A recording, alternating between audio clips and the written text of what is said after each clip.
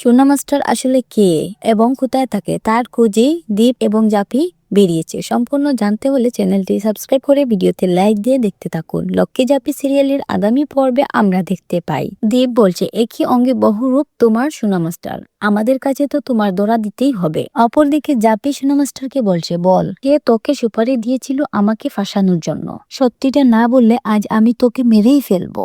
ওই সময়েই সুকুমার রায় এসে বলে, আইন নিজের হাতে তুলে নিও না জাপি সরকার। পরের সিনে জাপি কোর্টে দাঁড়িয়ে বলছে, আমাদের নামে যে অভিযোগগুলো করা হয়েছে আমরা সেই কাজগুলো করতে বাধ্য হয়েছি ধর্মপ্রতার। ওই পুরো ঘটনাটাই আমাকে ফাঁসানোর জন্য ওই সোনা মাস্টারটি কে সুপারি দিয়েছিল।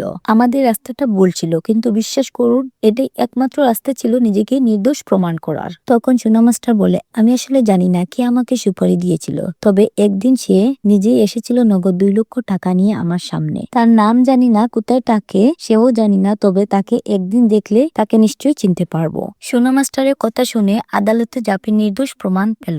অপরদিকে দীপ তার মাকে বলছে, জাপির মতো সুন্দরী বুদ্ধিমতী বর্তমান শহরে কজন আছে বলো তো মা? তো কেমন লাগলো আজকে আমাদের এই ভিডিওটি কমেন্ট বক্সে জানিয়ে এখনই সাবস্ক্রাইব করে নাও আমাদের এই চ্যানেলটি। ধন্যবাদ সবাইকে।